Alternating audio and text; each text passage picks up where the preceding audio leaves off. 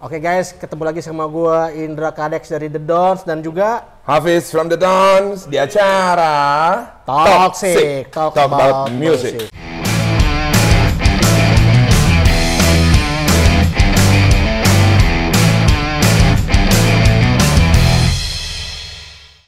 Gue tuh sebenarnya khawatir sama Bang Hafiz karena dia punya waktu yang cukup mepet, banyak jadwal manggung, banyak jadwal recording, Jadwal mijit.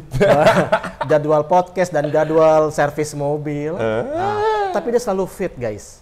Oke, nah kita akan tanya-tanya mengenai profil Bang Hafiz. Oke, apa kabar Bang Hafiz? Waalaikumsalam, baik. Assalamualaikum. Nah, biasakan itu dong, Oke, salah. assalamualaikum Bang Hafiz. Waalaikumsalam warahmatullahi wabarakatuh. Gimana hari ini, sehat Bang Hafiz? Alhamdulillah hari ini cuma kurang bisa nengok dikit.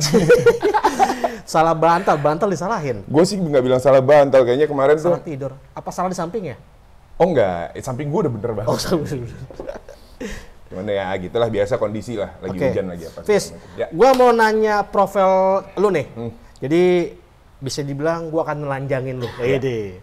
Akan Beneran nggak? Enggak, Nggak nelanjangin takut ya? informasi Takut. jangan Oh, ter. Nah, mengenai profil diri lu. Sebenarnya lu tuh lahir di mana sih? Terus gede di mana sih? Sekolah di mana sih gitu. Mungkin lu bisa cerita sedikit tentang profil diri lu gitu Oke. untuk para teman-teman.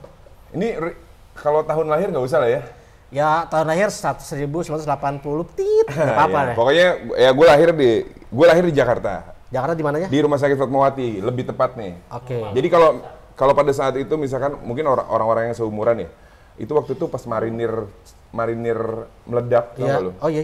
Nah, itu daerah itu gue lahir, gitu. Bulan apa tuh Bang?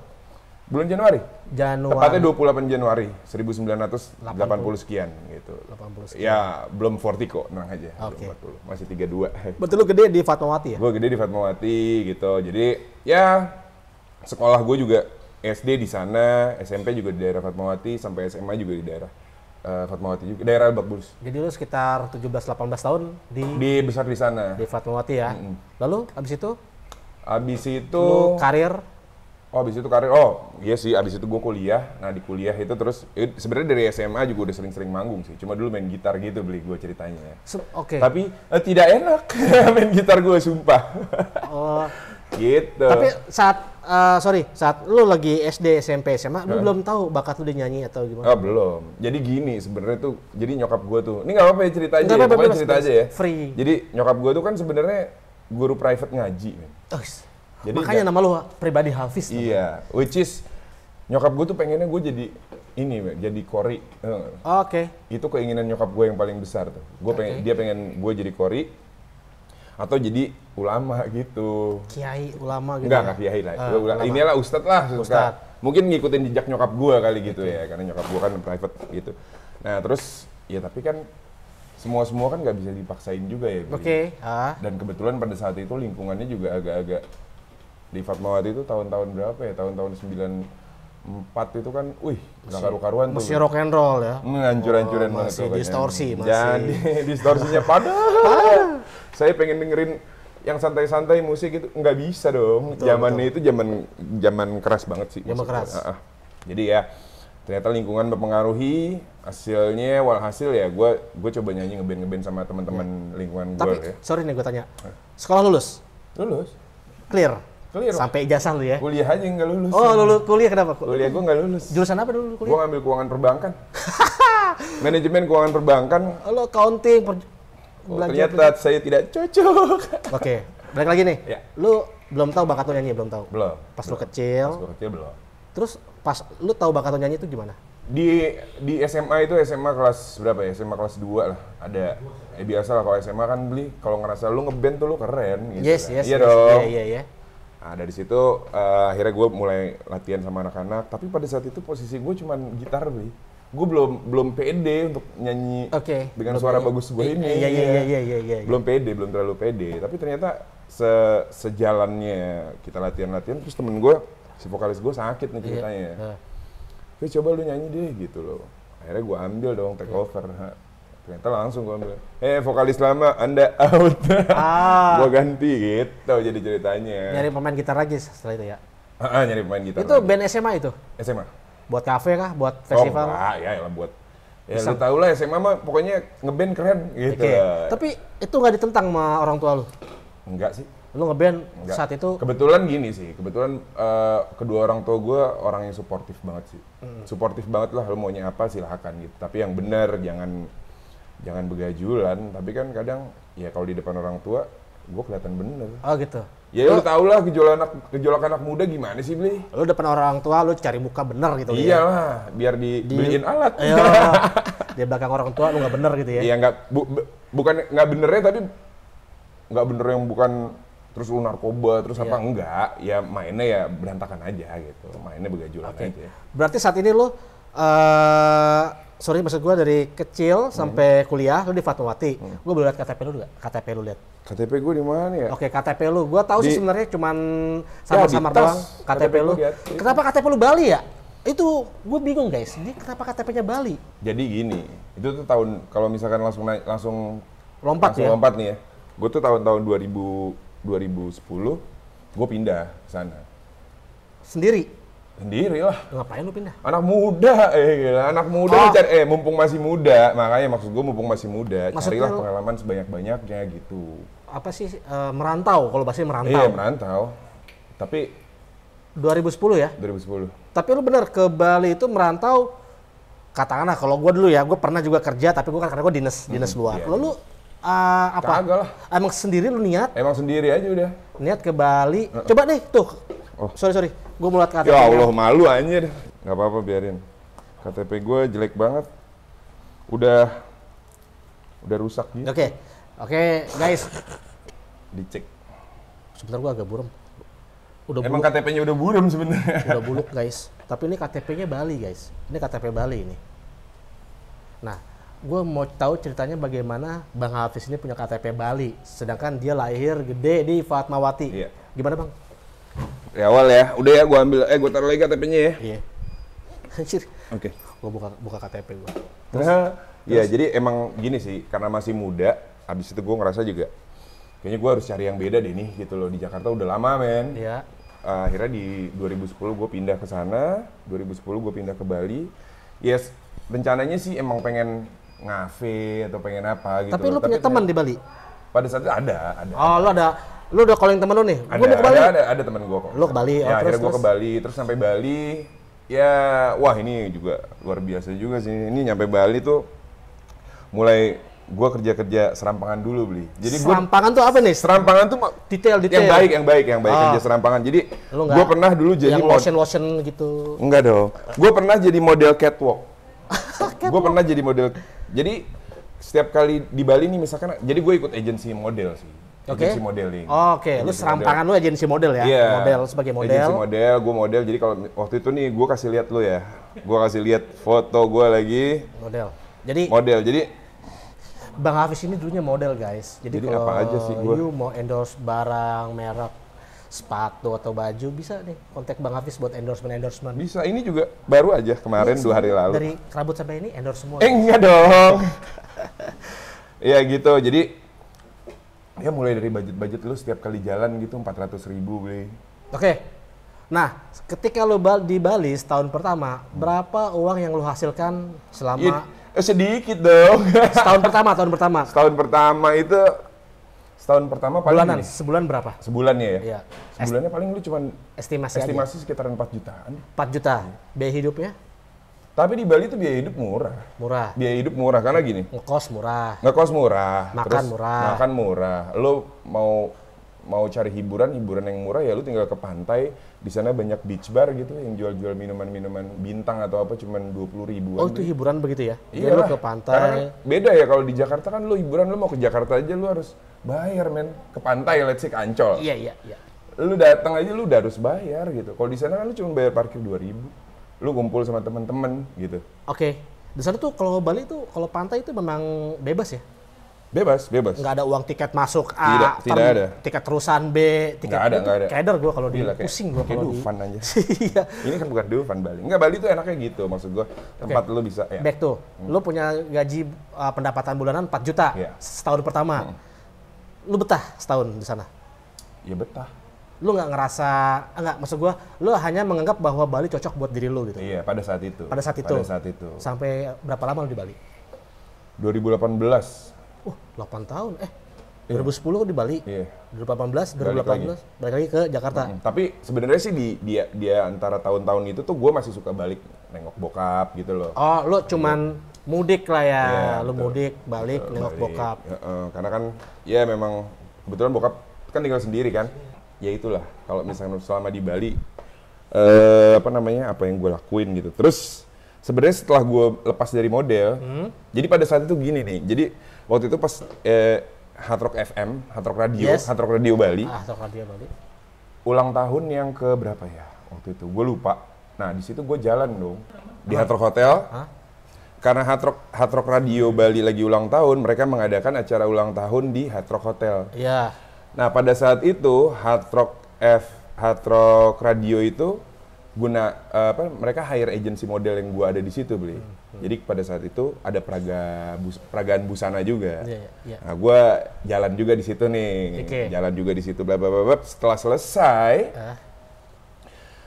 ternyata orang Hard Rock Radio Bali nyamperin gue. Seneng malu gitu. Iya. Cowok cewek? Cowok lah. Ya cowok. Oh cowok, oke. Di Bali kan biasa kayak gitu. Iya dong. Cowok normal, cowok modifikasi? Itu terserah dia lah. Oh, terserah dia. Gitu, mau apa kayak nggak apa-apa. Iya, terus. Abis gitu, gue ditanya, lu kerja nggak gitu? Gue lagi nyari kerja nih gitu. Akhirnya, coba deh taruh lamaran lu di Hard Rock Radio Bali gitu. Nah, akhirnya gue taruh lamaran, besoknya gue dipanggil. Akhirnya gue kerja di Hard Rock FM Bali. Sebagai ini account executive. Oh, AE lu ya? AE. Jadi lu jualan iklan lah. Iya, lu canvassing, muter-muter. Tapi enaknya, banyak privilege tuh. Linknya bagus, karena kan as a media ya. Berarti lu udah nyobain hotel hampir seluruh Bali dong? Alhamdulillah sih pernah lah. Iya, at least kan lu dapat apa ya? Biasanya dapat ini, apa namanya?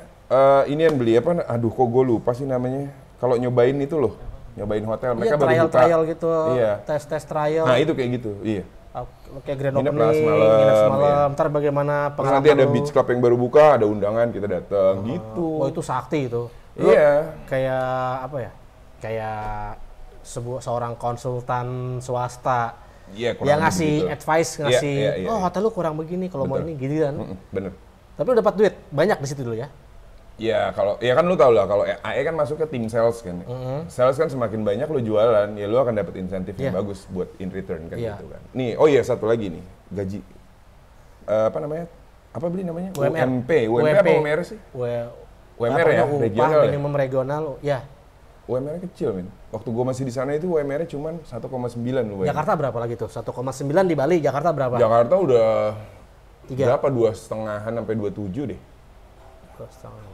Tapi memang banyak daerah-daerah selain Jakarta banyak yang segitu sih. Iya, masalahnya Bali itu kan yang diunggulkan kan turismenya dan pariwisatanya. Iya. Ketika mungkin kalau misalkan lu kerja di hotel itu lu akan punya gaji yang jauh lebih besar dibanding. Oh gitu. Karena kan ada uang servis di tengah bulan, ada tipping dan segala macam lah gitu. Iya. Gitu sih. Nah, pas di Bali lu tinggal di mana, Bli? Gue di Bali awal-awal itu gue ngekos. Ngekos di daerah Popis. Oh enggak dong, terlalu murah. Enggak, di daerah Kerobokan. Kerobokan, lama di sana ya? Lumayan. Tapi lu, gua rasa lu karena tinggal di Bali pasti lu kayak surfing, kayak berenang, itu jadi doyan lah.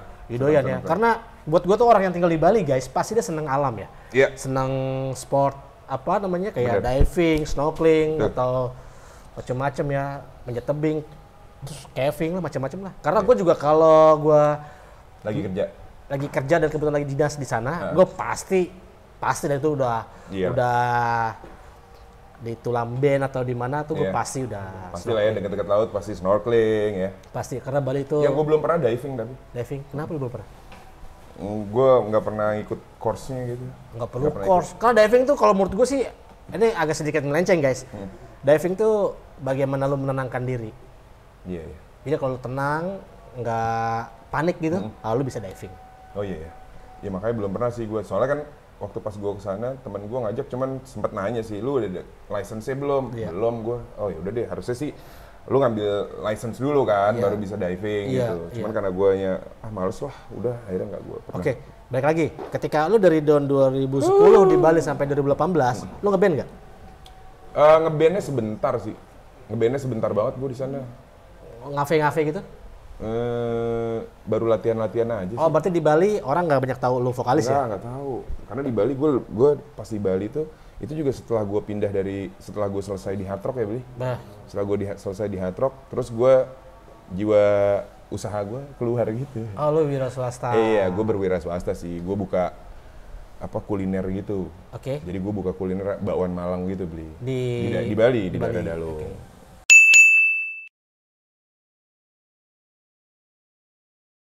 Oke guys, oke. Ya, kembali lagi tadi kita habis maghriban dulu. Iya. Biar dilancarkan semuanya. Ya, kita akan lanjutkan lagi obrolan kita dengan Bang Hafiz guys. Iya. Tadi kita udah bicara mengenai profil Bang Hafiz, lahir di mana, tinggal di mana, dan pengalaman merantau di mana. Gini. Nih Bang Hafiz kan sudah 8 tahun ya tinggal di Bali Bang ya. Iya. Nah, kok lo tahu sih guys kalau Bang Hafiz itu sebenarnya YouTuber. Bagaimana bisa dari Bali menjadi YouTuber? Nah, gitu. Salah satu karir Bang Hafiz tuh adalah YouTuber dan ya YouTuber yang cover-cover aja sih. Ya. Cover-cover aja. Subscribernya banyak ya subscribernya. Subscribernya banyak ya. Berapa subscribernya? Subscribernya sekarang di 283.000. Wah, alhamdulillah guys. Dan Alhamdulillah. pengalaman kemarin ketika Bang Hafiz ke mall sama gua dan ternyata ada satu orang pengunjung yang Bang Hafiz ya, dan dia terkenal. Ceritain Alhamdulillah. Sama cewek-cewek. Tapi bener ya, lo dari Bali jadi YouTuber tuh gimana Bang? Nggak, jadi sebenarnya gini, kalau misalkan di Bali itu kan di 2008, ya biasalah ekonomi naik turun Beli. Oke. Ekonomi naik turun, terus ya 2018 juga kebetulan gue balik ke sini karena kebetulan sokap deh. Sokap. Sokap. Gue jadi gara dokap. Bisa aja dong orang. Terus. Jadi di 2018 itu bokap gue udah mulai kan punya penyakit jantung ya. Oh, bokap. Ya, jadi ya istilahnya inilah gue coba look after bokap lah gitu. Sering nengokin bokap. Iya, sering nengokin bokap. Akhirnya karena gue anak laki satu-satunya, jadi bokap tuh maunya kalau kontrol rumah sakit maunya sama gue gitu loh. Soalnya itu berapa saudara ya? 4 saudara. 2 di atas gue perempuan, 1 di bawah gue perempuan. Jadi semuanya cewek, gue laki sendiri. Oke, jadi lu ngerasa bertanggung jawab untuk merawat bokap lu ya? Iya dong. Itulah alasan lu kenapa balik dari Bali ke balik lagi ke sini. Ke sini ya, ke Jakarta ya. Oke, berarti lu biar intens ngurus bokap, akhirnya lu menjadi bikin konten gitu kan? Iya, dan bikin konten itu kan sebenarnya di tahun 2000 kemarin pas pandemi awal tahun berapa sih? 2020. 19 kan COVID-19. Oh iya, 2019 awal ya beli itu ya. Masa bulan Maret itu kalau nggak salah. Gila-gilanya gila gitu, pokoknya kondisi gila-gilanya gila ya. Karena kan pada saat gue balik ke sini kan, ya gue harus cari duit lagi dong gitu. Kalau sama di Bali kan dulu juga waktu di Bali gue ada usaha ini juga beli apa? Gue bikin artwork buat hotel, buat GWK, buat apa segala macam gitu. Oh, seni rupa gitu lebih bikin gitu. Patung, bingkai. Patung enggak, karena patung tidak dibolehkan dalam Islam. Oke. Jadi saya lumayan lah, walaupun tinggal di Bali, syariat tetap jalan. Terus. Ya gitu, terus pas pindah ke sini ya kan gue tinggalin dong semuanya di sana. Maksud gue ya relasi, link dan segala macam. Nah, gue balik lagi ke sini, ketemu lah sama teman-teman nih, ketemu sama teman-teman kafe gitu loh. Teman-teman ya akhirnya gue diajak main-main lagi gitu. Nyanyi lagi, setahun jalan, tiba-tiba 2019 awal COVID dong. Oke, COVID. Nggak ada job tuh. Nggak ada job dong. Oh, musisi guys di 2019. Itu jangan musisi, karena kondisi itu gue juga gila. Nggak semua musisi sih. Enggak, maksudnya di 2019, gue tuh lagi asik-asik kerja itu. Iya. Itu lagi panen banget kayaknya ya? Wah, gue lagi panen banget. Ada beberapa bangunan yang gue bangun. Makanya mobil Anda bagus-bagus ya? Masa dulu ya. Iya lagi. Dan saat itu COVID kelar guys. Iya. Jadi di 2019 awal bulan Maret, bingung dong kita nggak ada kerjaan kan. Semua kelas ya, semua kelas nggak cuma musisi, apapun. 2020 kok. Iya, 2020 nih. Februari 2020. Yang gue tahu tuh 2020 deh. Ya pokoknya di awal mula COVID lah itu, ketika semua orang banyak yang ke PHK, nggak punya kerjaan segala macam. Oke, maksud gue COVID itu Tapi namanya COVID-19 itu 2019. Tapi masuk ke Indonesia mungkin pas 2020. Iya. Iya, itu dia. Nah, dari situ gue karena nggak punya kerjaan, apalagi yang gue bisa ya, karena mau nyari kerja juga kayaknya udah enggak deh, udah kelamaan. Susah loh. Lagi COVID tuh nyari kerja lo rumit. Akhirnya gue sama tim YouTube gue juga punya gagasan gitu, udah deh daripada bingung, coba deh cover, karena kan pada saat itu cover lagi naik. Musik cover lagi naik kan. Yes. Akhirnya gue coba. Nah, ternyata di situ ada titik baliknya juga sih, ada titik baliknya. Jadi pada saat itu selama kurang lebih 7 bulan gue ngejalanin bikin cover itu berdarah-darah, men. Jadi jangan pikir bikin YouTube cover itu bisa langsung dapet duit, enggak gitu. Itu berdarah-darah, lu setiap kali main makan sendiri, setiap kali bikin konten makan sendiri-sendiri. Jadi makan sendiri-sendiri. Ya karena memang masing-masing kita nggak punya kerjaan, Bli. Berarti lu bikin tim YouTube itu benar-benar kantong sendiri dan itu memang gini. Jadi tim gue itu pun kayak kameramen 2, ada analis, ada tim analitik, ada yang edit. Itu kita kenal semua sebenarnya. Teman lama. Pada saat itu si tim kameramen pengen bikin YouTube cover, tapi nggak ada talentnya. Oke. Tapi ini teman semua ya. Iya. Nah, gua sama si Hendra Bewok, gitaris gue itu, kita pengen bikin YouTube cover, tapi nggak punya tim kameramennya, gitu kan? Mungkin yang namanya rezeki gitu ya. Akhirnya gue diketemuin tuh berlima. Mereka cari talent, gue cari kameramen, ketemu, dari situ kita mulai. Gitu di bulan Maret kalau nggak salah, itu bulan Maret kita mulai. Tapi memang agak keras ya? Keras, men. Itu selama 7 bulan, Anda pikir langsung enak? Enggak, darah-darah dulu. Mana COVID lagi hancur, lagi gila-gilaan tuh. Lo nggak bisa kemana-mana tuh? Nggak bisa kemana-mana, memang nggak boleh kemana-mana kan, disuruh di rumah aja. Jadi ada satu atau dua ya? 1 atau 2 konten itu yang memang karena nggak boleh ketemu kan ya. Ya akhirnya bikin dari masing-masing dan ternyata tidak enak. Tapi gue tuh kayak masa-masa kelam tuh di masalah COVID. Iya, benar. Itu masa-masa kelam terburuk lah kalau selama hidup gue gitu ya. Kalau gue ngerasa seperti itu. Iya. Nah akhirnya sih mungkin karena gue saat itu bukan musisi ya. Ya gue mungkin belum merasakan keperihan para musisi yang jobnya langsung hilang. Iya, betul. Income-nya langsung drop. Iya, income nggak ada. Jadi kan kalau income nggak ada kan mau nggak mau lu ngegas tabungan lu dong kan gitu kan. Bagus ya punya tabungan. Kalau yang tipis-tipis. Nah itu loh yang gue pikirkan juga, wah gila, impact-nya parah sih. Menurut gue teman-teman gue banyak yang diusir dari kontrakannya karena nggak mampu bayar lagi kan. Yes, gue tuh mencekam itu. Itu mobil-mobilnya pada diambilin karena gimana lu mau ngangsur, lu kerjaan aja nggak punya, tabungan juga tipis. Ya mending buat anak kan gitu kan. Semua kan ada jadi prioritas kan gitu. Ngapain gue punya mobil tapi anak gue jadi nggak bisa makan, nggak sekolah gitu. Sorry, selama 7 bulan lo berdarah lo bikin itu nggak ada pemasukan sama sekali. Tapi ya kalau misalkan pemasukan dari YouTube belum ada. Iya, dari yang lain. Tapi dari yang lain karena kebetulan gue kan ada kerja sama Polri juga ya, Bli. Oke. Yang Mabes Polri nih. Oke. Jadi pada saat itu gue sempet garap proyeknya tentang COVID yang disuruh di rumah aja. Gue garap bikin lagunya. Gitu. Bikin konten. Iya, jadi nggak bikin konten sih, Bli. Memang itu Polri itu bikin lagu himbauan untuk masyarakat untuk tetap di rumah aja gitu. Nah, karena dulu di 2018 gue pernah nyanyiin soundtrack filmnya Divisi Humas Polri. Iya. Nah, terus dari situ gue kenal, akhirnya sering lah berjumpa dengan bapak-bapak. Iya.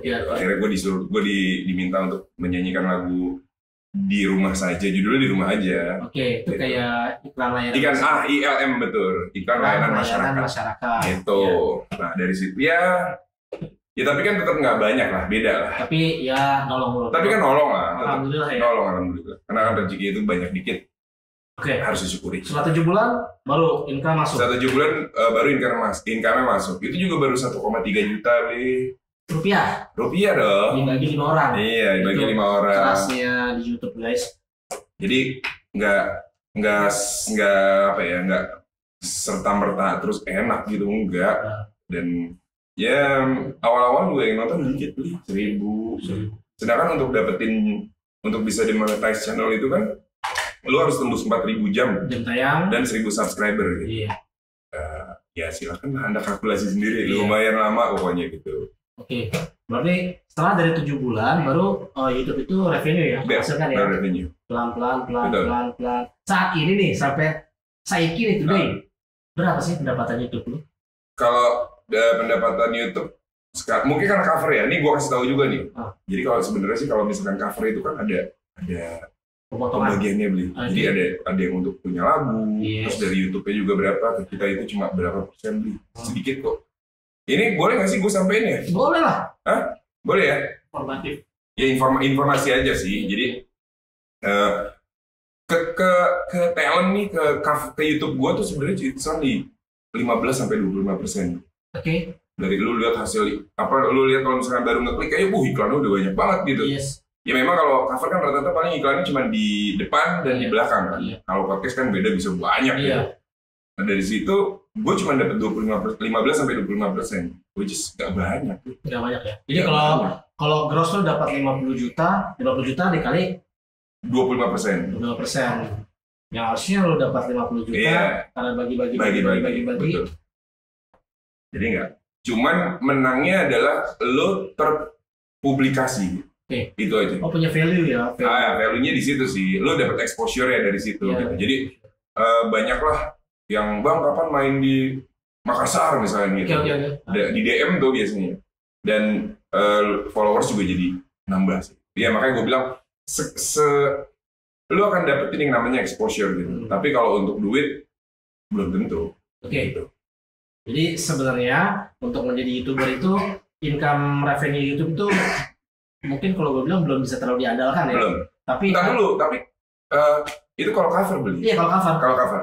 Tapi exposure, value ya. dan katakanlah invitation untuk manggung itu insya Allah sih ada. Insya Allah ada.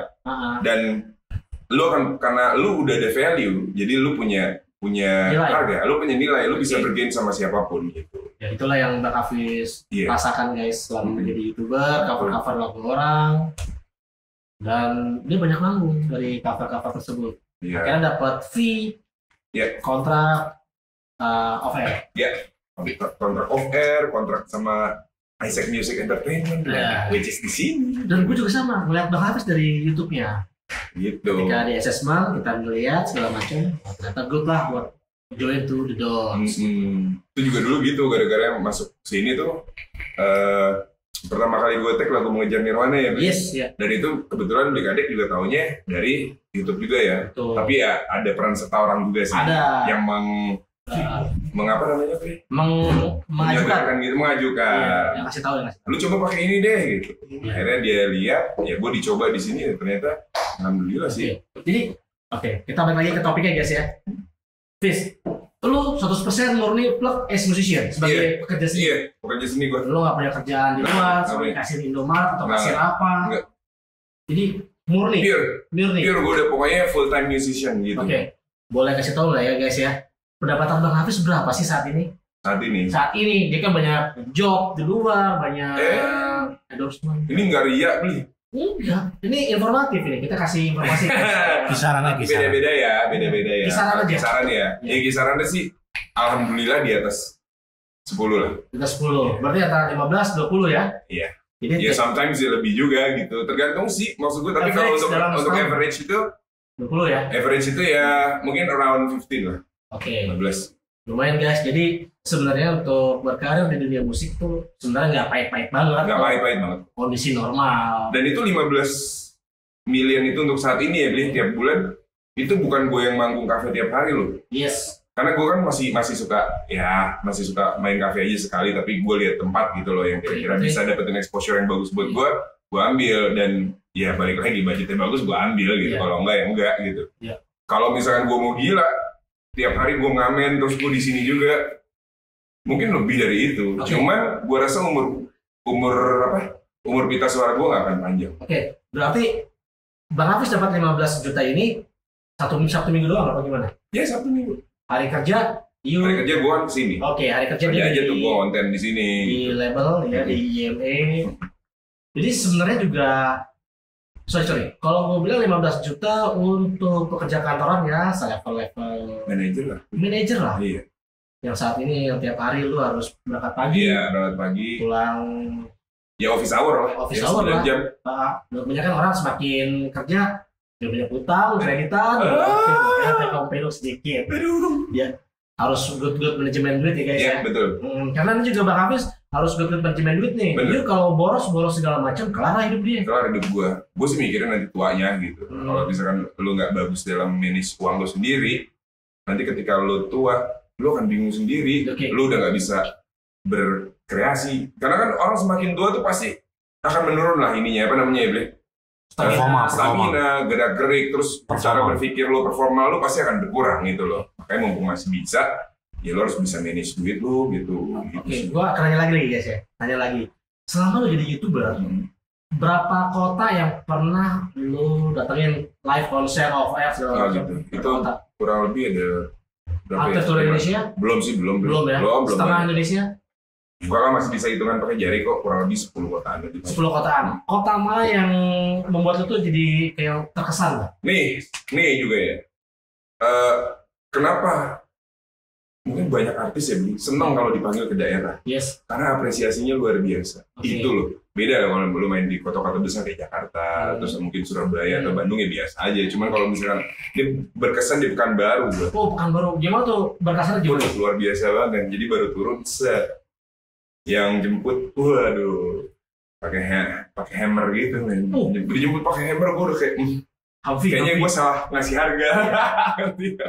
Ini dipakai Humvee, terus pakai Innova Reborn yang baru gitu, gue disuruh naik yang Humvee dan kita dibawa ke Duren yang mahal apa nih?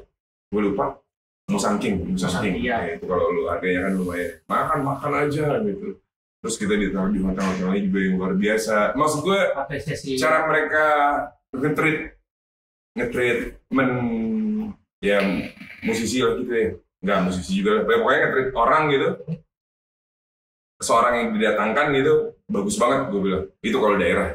Oke. Itu kalau daerah. Pekanbaru jadi memiliki vibe nuansa atau penghargaan yang betul.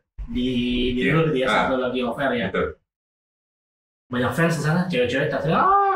Oh kebetulan itu private. Lah, itu private maksud gua yang... ketika lo lagi live gitu, ketika lo lagi live itu apakah banyak? Oh iya banyak lah nih. Orang gua aja bingung nih, gua juga bingung nih. Pas lagi nyanyi Nisa nyanyi. Itu semua handphonenya di atas semua gitu kan. Mereka story bla bla bla segala macam. Tapi yang gua bingung nih beli, iPhone-nya yang boba semua beli gue sih. iPhone berapa itu? 13 sama 12 sih gue nih. Kalau nggak salah tuh iPhone-nya 12 atau 13 semua beli. Kan gue, gila, ini kok sepertinya bagus banget. Itu kan private ya, jadi gue company beli. Company gitu loh. Dan ternyata company itu sepertinya membayar karyawannya dengan baik dan bagus sekali. Gitu. Pasti LNGS tuh pasti. Apa? Pasti LNGS, company LNGS. No sih, tapi I don't know itu company, makanya gue bilang secret, sampai gue juga sebenarnya nggak tahu itu. Yang undang gue siapa sih? Itu berkesan ya? Berkesan sih. Mau jatuh dia tadi guys. Iya, luar biasa sih kalau gue bilang. Berkesan ya? Bener. Terus kota satu selain Pekanbaru? Gue di Palangkaraya sih. Tapi kalau waktu Palangkaraya bukan lewat YouTube ya. Itu waktu sama Polri. Sama divisi humas gue kesana ke Palangkaraya. Itu main di stage besar banget. Waktu itu mainnya sama Bumerang. Tapi gue sendiri solo gitu. Gue menyanyikan lagu Polri itu. Lagu apa? Original soundtrack film yang divisi humas gitu. Palangkaraya. Wah itu luar biasa men, yang nonton lautan orang gitu. Dan gue juga nggak tahu ya ketika gue ambil, gue pikir they don't know the song gitu. Gue pikir mereka nggak tahu lagunya gitu. Ternyata pas gue kasih kita mereka nyanyi loh kan. Wah kok mereka bisa tahu ya, padahal ini lagu baru dan film itu baru gitu. Ya gue nggak tahu lah ya gimana. Pokoknya itu berkesan banget sih. Palangkaraya lu kemana-mana, lu di escort sama mobil polisi dong. Walaupun di Kalimantan nggak ada macet. Ya Bang Hafiz, kan ente ini udah dari SD, SMP, SMA dia main musik sampai ke Bali dia pernah mencoba bekerja, akhirnya balik lagi menjadi YouTuber dan saat ini dia menjadi vokalis kita The Dons gitu. Nah, gue mau nanya satu lagi nih, goal ente itu apa sih Bang? Goalnya apa sih? Goal gue ya? Goal gue pokoknya gini. Goal gue itu gue bisa, ya kalau sukses sudah pasti ya. Goal sukses itu udah pasti ya. Goal gue tuh gue pengen orang itu tahu orang itu bisa kenal gue dengan karakter gue dan dengan karya-karya yang gue bikin itu sih. Gue pengen ini tidak tidak mendiskreditkan kalau YouTube cover gue capek cover mulu enggak gitu loh itu, karena nanti dari YouTube juga gue akan bikin single juga kok gitu. Tapi gue pengen itu sih, orang tuh bisa appreciate dengan karya-karya yang gue bikin, itu aja sih kalau gue. Jadi gue Aquarius nih ceritanya. Gue Aquarius, gue orangnya flowing banget men. Gue nggak pengen neko-neko. Gue harus begini, enggak. Gitu. Jadi lu udah punya satu titik, bukan titik jenuh ya, titik apa? Titik yang mengharuskan kalau lu tuh udah harus memiliki karya. Iya, itu aja sih. Itu aja. Makanya ketika ditawarkan di sini kan dengan karya-karyanya The Dons yang sekarang sudah hampir 8 lagu. Gue udah gak pakai mikir 2 kali juga gue. Emang gitu. Itu udah goal lu gitu ya? Iya. Terus selama ini kan dia kan banyak band guys, ini banyak band dia. Bla bla bla bla, lu udah mencoba peruntungan di A, B, C, band A, band D, apa macam gitu ya? Betul. Jadi gak cuma satu band aja gitu. Gue nyoba band ini, band cafe, band yang ini gitu. Ya ternyata di The Dons ini ya karena satu juga sih ya. The Dons ini kan dinaungi sama Isaac Music Entertainment kan ya, dan bukan nggak kacangan juga gitu. Lu kan harus lihat gitu. Lu kalau mau masuk suatu company, lu harus tahu juga dong background company-nya apa nih. Background-nya bagus nggak? Kira-kira bisa menunjang apa ya? Bisa nunjang gimana ya? Bisa nunjang buat gua ke depannya nggak gitu, menyalurkan karya-karya gua kan gitu kan. Jadi memang di Isaac Music Entertainment ini yang kebetulan ownernya adalah Bapak Mr. Marco Isaac. Ya, Isaac Marco. Dia juga pemilik beberapa perusahaan seperti Cargo Airlines, FGA, Asia Cargo Network yang kita punya basecamp lah atau home base office center di Harlem di Singapura. Yes. Ya itu sih. Jadi memang Bang Hafiz akhirnya ketemu sama kita nih guys di PT AMA ini, Isaac Music Entertainment. Yes. Tapi memang saat ini lu emang ini ya, goalsnya adalah mencari membuat sebuah karya dan semoga orang senang dengan karya-karya lu ya. Betul. Secara umum karya-karya Dons gitu ya. Memang Bang Hafiz nih guys, selama gua ngerasain perform sama dia, tuh cewek-cewek mulu yang bingung yang selalu nge-record video-video dalam macam. Lu keganggu nggak sih sebenarnya? Enggak sih. Enggak ya? Cowok-cowok udah biasa dari dulu. Jadi emang ini nasib ya kita mempertemukan dia. Itu sih iya. Jadi dia juga udah sempat kerja. Gue nggak pernah sama sekali ketemu ini orang. Gue juga sebenarnya kenapa balik lagi ke musik ya karena COVID. Iya. Coba kalau nggak COVID kerjaan gue ya udah gue ya kerja dengan kerjaan gue, nyaman dengan kerjaan gue gitu. Dan kita balik lagi ketemu di musik gitu guys. Ya. Karena kan ya itulah gue rasa goalnya seseorang itu pasti pengen hidupnya atau taraf hidupnya jadi lebih baik dari yang udah kan gitu ya, dari yang udah dilakukan sebenarnya, kan gitu. Iya, sebenarnya tuh umum lah kalau kita. Iya. Sukses tuh apa sih? Punya mobil bagus, punya uang banyak. Ya, kalau mau liburan tinggal liburan nggak mikir kan gitu. Makan apa nggak mikir, anak sehat, segala macam, pendidikan lancar, itu kan sukses lancar seperti itu ya. Iya, itu aja sih. Maksud gua kalau mau ditanyain goal ya goal pada umumnya aja. I wanna be a success person gitu aja. Oke, jadi gini guys. Bang Hafiz ini adalah seorang vokalis, pekerja seni juga, dan dia totalitas di musik. Dan dia bisa hidup survive di musik sampai akhirnya punya mobil, punya rumah, segala macam dengan take home pay minimal dia dapat 15 juta sebulan. Jadi untuk kalian para vokalis itu sebenarnya nggak perlu khawatir ya kalau sebenarnya vokalis itu bisa jadi pilihan untuk berkarir. Ya. Nggak cuma vokalis menurutku. Enggak, saat ini kan gue vokalis nih. Nah, coba lu punya tips nggak, harapan untuk para. Tapi inget sih, maksud gue as of ya lu tetap harus stay humble sih, maksud gue. Kalau gue kebetulan gue anaknya tongkrongan banget. Yes. Jadi gue nggak yang gue mau main sama siapa tuh gue nggak gitu kebetulan gitu. Kayak gue kalau lagi di rumah pusing gitu. Gue lihat ada abang-abang. Jadi di tempat gue nih banyak ada tongkrongan ya. Tongkrongan Grab dan Gojek gitu. Oke. Ya kalau gue lagi mau ngopi ya gue ngopi aja sama mereka gitu. Tetap humble ya. Iya karena memang intinya itu sih. Kalau lu respect sama orang, lu akan kembali di respecti sama orang itu. Itu yang namanya gue bilang give and take gitu. Jadi lu nggak bisa ngarepin dihormatin tapi lu nggak menghormati orang itu gitu. Itu aja sih. Insya Allah maksud gue dengan lu baik sama orang, lu respect sama orang, mereka akan berlaku yang sama sama lu gitu. Oke. Gitu sih. Tapi dengan cara lu respect, hormat sama orang, lu akhirnya bisa survive Iya. dan menunjang karir lu gitu. Iya, itu. Dan alhamdulillah rezeki dapat gitu ya. Rezeki ada aja. Dapat aja guys, bener nggak? Bener, Lu gak usah takut rezeki. bener. Selama lu fight. Betul. Yang penting ya emang itu, lu harus berani fight juga, jangan lu santai-santai juga. Lu mentang-mentang lu nggak rezeki itu udah ada yang ngatur, tapi lu di rumah main ML gitu ya. Ya udah. Ente. Rezeki Anda habis buat kuota doang dong. Oke, ini pertanyaan yang paling sensitif guys. Gue mau nanya ke dia. Apakah lu pernah terlibat narkoba? Kalau terlibat narkoba belum? Belum ya? Belum. Tipis-tipis. Tapi zaman kecil ya, zaman kecil aja yang serem juga.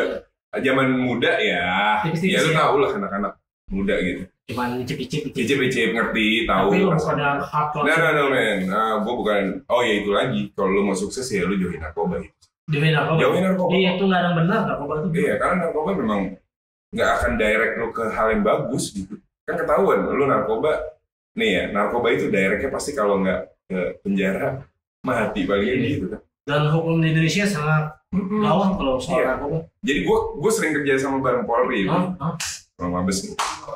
Lo kalau misalkan, Mas, kalau misalkan berantem, kecelakaan, Gua tolongin. gue tolongin. Tapi kalau narkoba, saya nggak mau tolong. Gitu loh pesennya. Gitu doang. Jadi Terus ngapain gue nyentuh-nyentuh narkoba? Nggak ada yang bantuin. harga mati hidup lu. Iya, itu sih. Jauhin narkoba guys. Betul.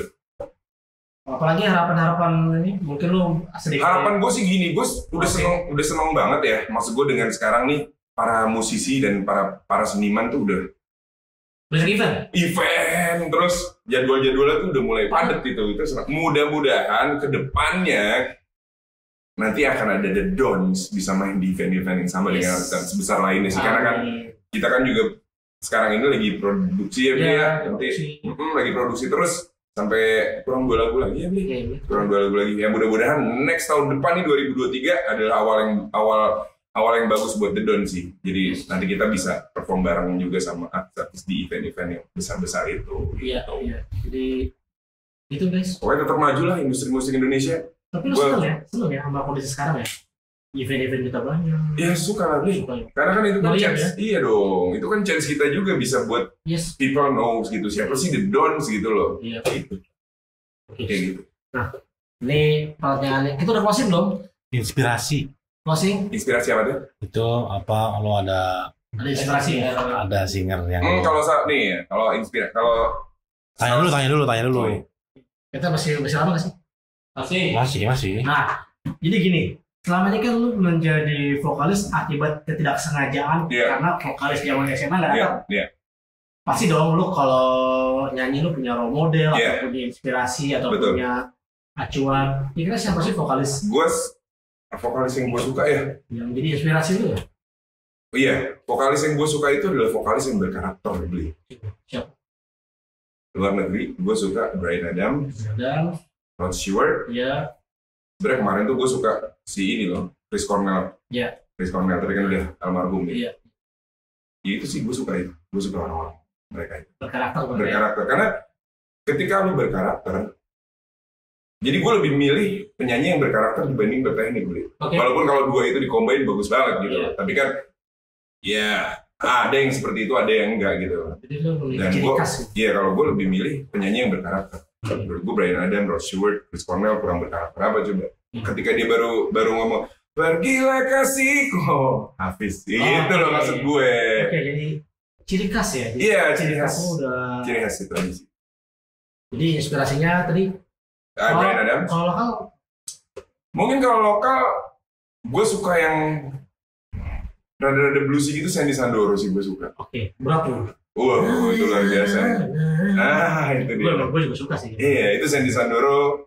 Terus penyanyi, sebenarnya si Semi Simorangkir juga gue suka. Oke. Karena dia tuh suaranya kasar tapi merdu gitu. Oke, gue paham. Iya, ngerti lah. Iya. Iya, itu sih. Dan buat gue tuh vokalisnya itu vokalis kayak tadi siapa? Sandy Sandoro. Sama Sandy. Vokalisnya memiliki soul. Itu.